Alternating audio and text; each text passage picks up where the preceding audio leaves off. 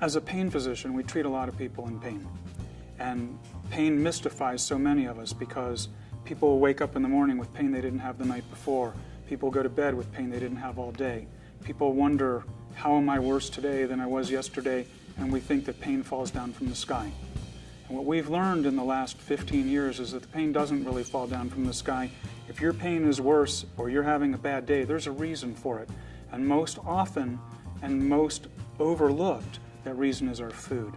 The food that we eat causes tremendous amounts of inflammation if we're eating inflammatory foods, and that turns into pain.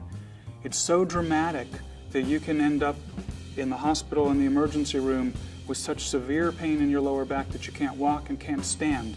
Turning over is a miserable experience.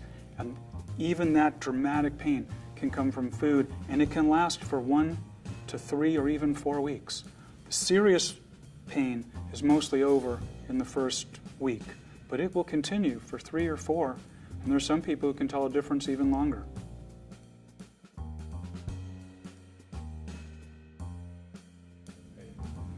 I think all of us as professionals minimize or don't see the impact of nutrition and pain. The foods are very common, the foods are highly addictive, the foods aren't something that we want to quit eating, and it's really hard to convince somebody that the foods they love are so dangerous to their bodies. Everybody in primary care should be coaching this. It not only coaches for pain, it also coaches for diabetes, heart disease, dementia, Alzheimer's. All these things have such a strong food-based component that every primary care physician should be talking about this. And what we miss in is the absoluteness of it. People say, well, I'm going to change my diet, so I'll eat less of this. That's not good enough for this. If you have a speck of something that turns on your inflammatory system, you're on for the next 4 weeks. You can't minimize it. You need to not eat any of it. And that's a level of commitment that is difficult for people to maintain and to do. If I explain it to you as the patient, you now need to go home and talk to your wife or husband because they need to be on board with this, because if there's food that injures your body, it also injures their body, but they don't know it, they don't have the pain, but you do. So I have a patient who's got tremendous back pain, for example, and his wife made dinner and she didn't know that the soy sauce had wheat in it, and he's miserable for a week just because of that. So the kitchen has to be converted, the wife has to be educated, the family has to be educated, and the person, every time they go out for dinner, they have to specify to the waitstaff, my food cannot contain these ingredients. The average person doesn't quite get how important that is and how black and white it is. The first look when you have pain and you wake up in the morning is, do I see the foods that are inflammatory? So do I see bread flour, sugar, potatoes, fruit juice, artificial sweeteners, and hydrogenated fat? The second look is, well, I didn't really see a banana. I didn't really see a piece of bread. The second look is, go back and read the label on everything you opened that went into that meal. So you have to look on the back of the box, and you have to look on the back of the bottle. It's not enough to say that the salad dressing is salad dressing. You need to know that there's no fructose and high fructose corn syrup in it, and there's no wheat used in it as a thickener.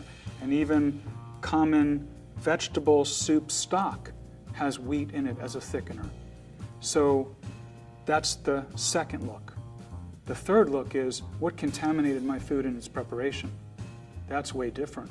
That means, did the knife that cut the cheese, was it clean? Was the breadboard you cut the cheese on clean? If it wasn't, and you're sensitive to whatever was on that breadboard, you can't eat that piece of cheese. And if you're not willing to ask the question, you should probably stay away from it. The fourth look is, when you didn't find it on 1, didn't find it in 2, and you didn't find it in 3, now you're looking for something that's off the grid and is particular to your body. So I tell that person, write down as specifically as you can everything you ate in the last 24 hours and put it in a drawer. And next time you can't find it, do the same thing and put it in the same drawer. And by the third or fourth time, now you're starting to look for what's in common between all of those. I don't think doctors are educated enough in this whole process to be able to speak to a patient with enough conviction to get a patient to buy into it. And so when I get my patients to buy into it, it's like, well, the reason your pain medicine isn't working is because of your food.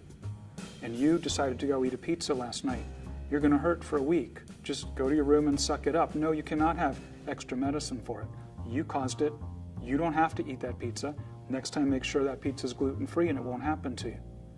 So by repetition and staying with that, patients learn, and then they find their way out of pain. Roughly 40% of anyone's chronic pain comes from their food. Unless your diet is already that clean, it's usually that food change will make that much of a difference. Anybody who says, I can tell the weather changes because of my food. I know it's going to rain tomorrow because of my pain. I know it's going to rain tomorrow because my body feels it. If you can feel that, that means you've eaten something inflammatory to your body sometime in the last 6 weeks, and you're not as clean as you think you are. Because 100% of rain pain is food-based inflammation, in my experience.